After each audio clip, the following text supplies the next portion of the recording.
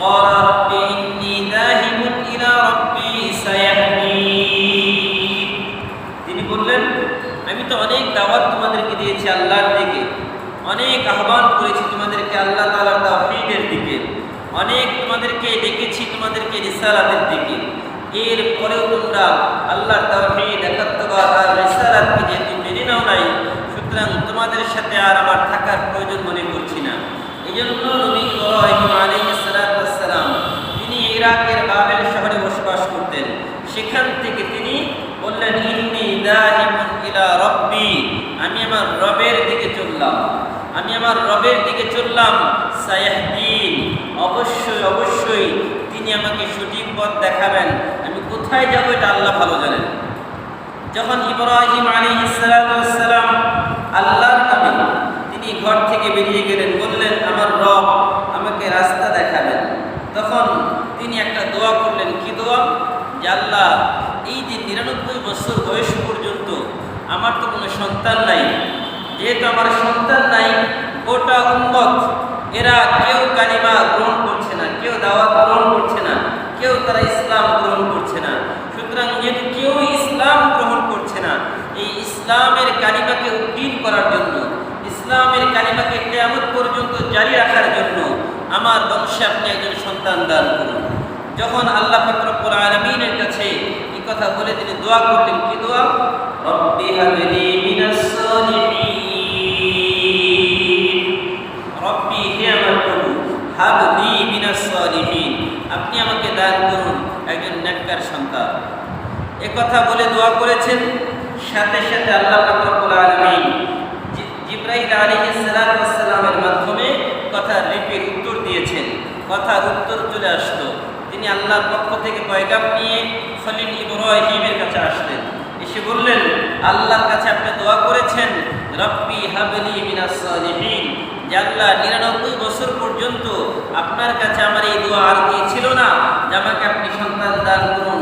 আমার চাওয়া ছিল আমার এই গোটা উম্মত তারা যেন ইসলাম গ্রহণ করে, তারা যেন তাওহীদ আর একাত্মবাদে বিশ্বাসী হয়, তারা যেন রিসালাতে বিশ্বাসী হয়।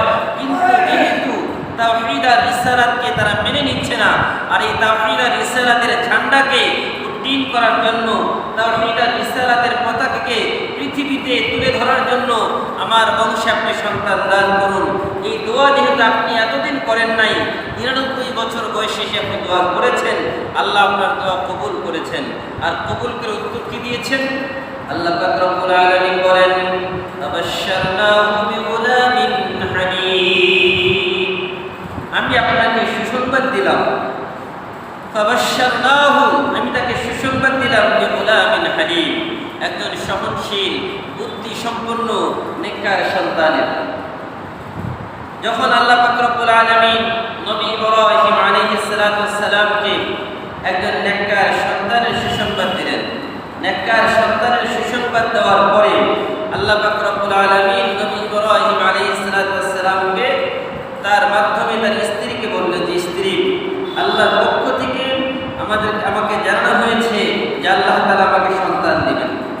তখন এই কথা শুনে তার স্ত্রী তিনি হেসে দিলেন, বললেন এখন বয়স হচ্ছে আপনার ৯৯, আমার বয়স এত বেশি হয়েছে যে আমাদের হাড়টি দুর্বল হয়ে গেছে, শরীরে শক্তি কমে গেছে, বল নেই, আর এই অবস্থায় তো সন্তান হওয়ার সম্ভাবনাও নেই, আর আপনি বলছেন সন্তান হবেন।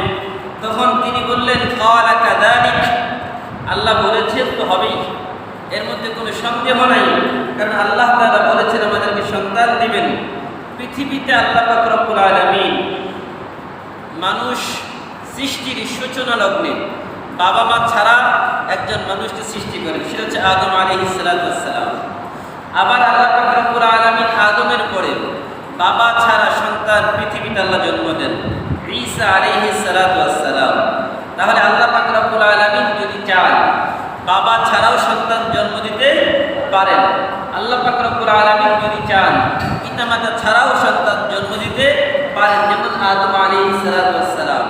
সুতরাং আদম আলাইহিস সালামকে যখন আল্লাহ তাআলা নিজের হাতে বানিয়েছেন, ইসমাঈল আলাইহিস সালামের ব্যাপারে আল্লাহ পাক রব্বুল আলামিন সুসংবাদ দিলেন। সুসংবাদ দেওয়ার পরে বাশশারনাহু বিগুলামিন হালিম, অতিবাহিত হয়ে গেল। অতিবাহিত হওয়ার পরে তিনি ওয়াযকুর ফিল কিতাবি ইব্রাহিম ইন্নাহু কানা সিদ্দীকান নাবিয়্যা। তার সন্তান জন্ম হলো। সন্তান জন্মের পরে সন্তান আস্তে আস্তে বড় হচ্ছে, দিন যাচ্ছে। যখন সন্তান পিতার হাত ধরে চলার বয়সে উপযুক্ত হয়েছে, যখন সন্তান বাবার হাত ধরে চলার বয়সে কত বছর? 7-8 বছর, কেউ বলেছেন 11 বছর, কেউ বলেছেন প্রাপ্ত বয়স্ক হয়েছে। অর্থাৎ যেই সময় সন্তান বাবার হাত ধরে চলাফেরা করতে পারে, যখন ওই বয়সে উপনীত হয়, তখন আল্লাহ পাক রব্বুল আলামিন ইব্রাহিম আলাইহিস সালামকে আরেকটা পরীক্ষা করলেন। فلما بلغ معه السعي قال يا بني إني أرى في المنام أني أذبحك فانظر ماذا ترى قال يا أبت افعل ما تؤمر ستجدني إن شاء الله من الصابرين। যখন সন্তান তার বাবার সাথে হাঁটা চলাফেরার বয়সে উপযুক্ত হলো, قال يا بني, এবারে সন্তানকে তার বাবা বলছেন, হে আমার প্রিয় পুত্র, ইন্নী আরা ফিল মানাম, আমি স্বপ্নে দেখেছি, আন্নী আযবাহুকা, আমি তোমাকে জবাই করছি। এখন বলেন, মানুষ স্বপ্নে যা দেখে স্বপ্ন বাস্তব হয়? স্বপ্ন অনেক সময় স্বপ্নই হয়। এর আগে বলেছিলাম এক জুমায় যে স্বপ্ন 3 প্রকার, মনে আছে তো নাকি? স্বপ্ন 3 প্রকার বলেছিলাম। একটা হচ্ছে আলগাস আহলাম, মানুষ যা কল্পনা করে, সারাদিন যা ভাবে, তাই রাতের বেলা ঘুমানোর পরে স্বপ্ন দেখে। আরেক প্রকারের স্বপ্ন হচ্ছে তাহজিনুম মিনাশ শাইতান, শয়তানের পক্ষ থেকে মানুষকে চিন্তিত করার জন্য দেখানো হয়। শয়তান মানুষকে পেরেশান করে দেয়, মানুষ চিন্তিত হয়ে যায়, মানুষ বিচলিত হয়ে যায়, এটা হচ্ছে শয়তানের পক্ষ থেকে। আরেকটা হচ্ছে বুশরা মিনাল্লাহ, আল্লাহর পক্ষ থেকে আল্লাহ তাআলা বিভিন্ন সুসংবাদ দিয়ে মানুষকে স্বপ্ন দেন। এই যে মানুষের স্বপ্নের তো 3টা ধরন, কিন্তু নবী আলাইহিস সালাতু ওয়াস সালাম, আম্বিয়া আলাইহিস সালামদের স্বপ্ন এটা কোনো নিছক স্বপ্ন না, অলিক কোনো স্বপ্ন না, কোনো শয়তানের প্ররোচনা নেই। এই স্বপ্ন হচ্ছে ডাইরেক্ট আল্লাহর পক্ষ থেকে ওহী। বলবেন দলিল? বুখারীর প্রথম বর্ণনা, আম্মাদান আয়েশা সিদ্দিকা রাদিয়াল্লাহু তাআলা আনহা বলেন, আউয়ালু মা বুদিয়া বিহি রাসূলুল্লাহ সাল্লাল্লাহু আলাইহি ওয়াসাল্লাম মিনাল ওয়াহয়ি আর-রুয়া সালিহা। তিনি বলেন, আল্লাহ পাক রব্বুল আলামিন নবী মুহাম্মদুর রাসূলুল্লাহ সাল্লাল্লাহু আলাইহি ওয়াসাল্লামের প্রথম ওহী সূচনা করেছেন স্বপ্নের মাধ্যমে। কিসের মাধ্যমে? তার মানে নবীদের স্বপ্ন কোনো সাধারণ স্বপ্ন না। নবীদের স্বপ্ন এটা জাগ্রত অবস্থায় দেখার মতো। নবীদের স্বপ্ন আল্লাহর পক্ষ থেকে ওহী। এখন 1 দিন, 2 দিন, 3 দিন তিনি স্বপ্ন দেখলেন তার সন্তানকে তিনি জবাই করছেন। এরপরে ইব্রাহিম আলাইহিস সালাম তার সন্তানকে কাছে ডাকলেন, কাছে ডেকে পাশে বসালেন, বসিয়ে বললেন যে ইন্নী আরা ফিল মানাম আন্নী আযবাহুকা, প্রিয় পুত্র, আমি স্বপ্নে দেখেছি আমি তোমাকে জবাই করছি। এই ব্যাপারে তোমার রায় কি? এই ব্যাপারে তোমার মতামত কি? এই ব্যাপারে তোমার সিদ্ধান্ত কি? আমাকে জানাও। দেখেন, সন্তান তো তৈরি হবে বাবার মেজাজ অনুযায়ী। বাবা যেমনভাবে সন্তানকে তৈরি করবে, সন্তান ঠিক সেভাবেই তৈরি হবে। এখন যদি সন্তানকে বাবা সময় না দেয়, বাবা কি জিনিস সন্তান যদি উপলব্ধি করতে না পারে, সন্তান যদি বুঝতেই না পারে বাবার হাইট কীরকম, বাবার আত্মমর্যাদা কেমন, বাবার ওজনটা কতটুকু, তাহলে ওই সন্তানকে বাবার মেজাজ করে ধারণ করতে পারবে? কখনই ধারণ করতে পারবে না। এই জন্য বাবার দায়িত্ব হচ্ছে সন্তানকে সময় দেওয়া, সন্তানকে বোঝানো নিজের সম্পর্কে আমার অবস্থান কি, সন্তানকে বোঝানো। সন্তান আস্তে আস্তে বুঝবে, জানবে, তখন তার ভিতরে ওই গায়রত, আত্মমর্যাদা তৈরি হবে। এছাড়া যদি সন্তানকে অন্যের কোলে দিয়ে দিলাম, অন্য একজন মানুষ আমার সন্তানকে লালন পালন করছে, তাহলে যার কোলে পিঠে এসে জোরে মানুষ হচ্ছে, ওই সন্তানের ভিতরে ওই মানুষের প্রভাব তার ভিতরে বিস্তার করবে। ওই প্রভাবে সে প্রভাবিত হয়ে সে লালিত পালিত হবে। সে কিন্তু কখনো তার বাবার আত্মমর্যাদা, গায়রত এগুলো ধারণ করবে না। তখন বাবা হয়তো আফসোস করবে, হয় আমার আত্মমর্যাদা একরকম, আমার জীবন ধারণের ব্যবস্থা একরকম, আমার সন্তান হচ্ছে আরেক রকম। এটার কারণ কি? কারণ হচ্ছে বাবা তার সন্তানকে সঠিকভাবে লালন পালন না করা। যদি বাবা তার সন্তানকে সঠিকভাবে সময় দিত, লালন পালন করতো, তাহলে ওই সন্তান কিন্তু বাবার বিপরীতে কখনো যেত না। এই জন্য যেটা বলছিলাম, যখন ইব্রাহিম আলাইহিস সালাম তার সন্তানকে বললেন, আমি তোমাকে জবাই করছি স্বপ্নে দেখেছি, এই ব্যাপারে তোমার মতামত কি? এবার তার সন্তান কি উত্তর দিল? সন্তান উত্তর দিচ্ছে, ফানজুর মাযা তারা, আপনি কিসের অপেক্ষা করছেন? আপনি যা স্বপ্নে দেখেছেন তা বাস্তবায়ন করুন। এটা তো আমাকে জিজ্ঞাসা করার কোনো প্রয়োজন নাই, আমাকে জিজ্ঞাসা করার কোনো প্রয়োজন নাই। আপনি যা স্বপ্ন দেখেছেন এটাকে বাস্তবায়ন করুন, তার জন্য আমি রাজি আছি, আমার কোনো প্রশ্ন নাই। কেন করবেন? আমি কি দোষ করেছি, কি অপরাধ করেছি, আমার কোনো প্রশ্ন নাই।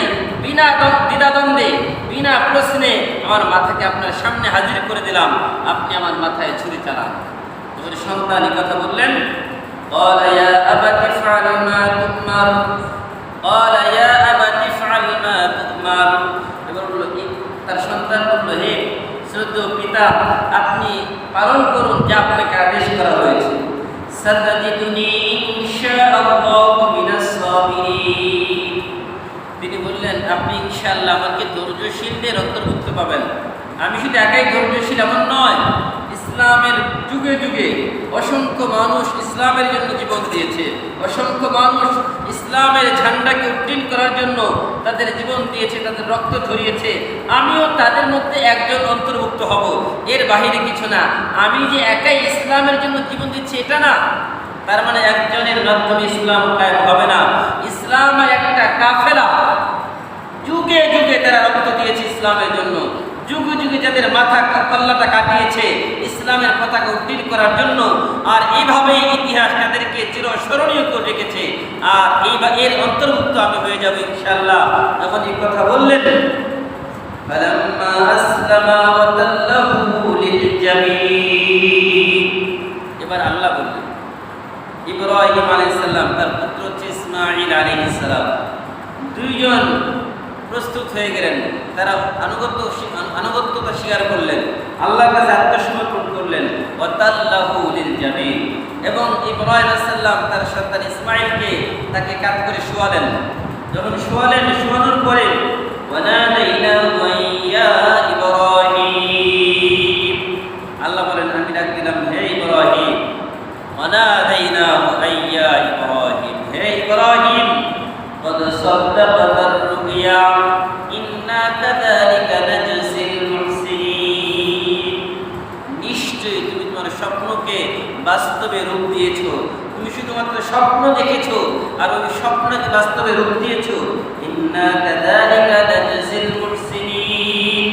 সুতরাং তুমি তোমার স্বপ্নের যে তাবির ব্যাখ্যা, এটাকে বাস্তবায়ন করার কারণে ওই পরীক্ষায় উত্তীর্ণ হয়েছো। এবার পরীক্ষায় যারা উত্তীর্ণ হয় তাদেরকে আমি কি করি? ইন্না কাযালিকা নাজজিল মুহসিনিন। আল্লাহ বলেন, এইভাবেই আমি নেককারদেরকে পুরস্কৃত করি। ইন্না হাযা লাহুয়াল বালাউল মুবিন। তিনি বললেন, এটা একটা বিশাল একটা বিশাল বড় একটা পরীক্ষা ছিল। ওয়াফাদাইনাহু বিযিবহিন আযীম, আমি তাকে মুক্ত করেছি একটা বিযিবহিন আযীম, মহান জন্তুর মাধ্যমে। তা এই কুরবানিটা আল্লাহ তাআলা বলেন বিযিবহিন আযীম, বিশাল বড় একটা জন্তুর মাধ্যমে তাকে মুক্ত করেছি। আর সেই জন্তুটা কি ছিল? সেটা ছিল দুম্বা। তাফসীরের কিতাবে এসেছে আল্লাহ তাআলা জান্নাত থেকে একটা দুম্বা পাঠিয়ে দিলেন। ওই দুম্বার মাধ্যমে আল্লাহ তাআলা ইব্রাহিম আলাইহিস সালামকে মুক্ত করলেন। ওয়াতারাকনা আলাইহি ফিল আখিরিন। আল্লাহ এবার বললেন, আমি এই যে ইব্রাহিমের যে কাজ, সন্তানকে কুরবানি করা, সন্তান কুরবানির পরিবর্তে তার জায়গায় দুম্বা কুরবানি হয়ে গেল, এর প্রচলন পরবর্তীদের জন্য আমি চিরস্মরণীয় করে রেখে দিলাম। সালামুন আলা ইব্রাহিম, ইব্রাহিমের প্রতি শান্তি বর্ষিত হোক। কাযালিকা নাজজিল মুহসিনিন, এভাবে আমি নেককারদেরকে প্রতিদান দিয়ে থাকি। ইন্নাহু মিন ইবাদিনাল মুমিনিন, নিশ্চয়ই সে ঈমানদারদের মধ্যে থেকে একজন, আমার যত বান্দা রয়েছে তার মধ্যে একজন। ওয়াবাশশারনাহু বিইসহাকা নাবিয়্যাম মিনাস সালিহিন। এরপরে আল্লাহ ইব্রাহিম আলাইহিস সালামের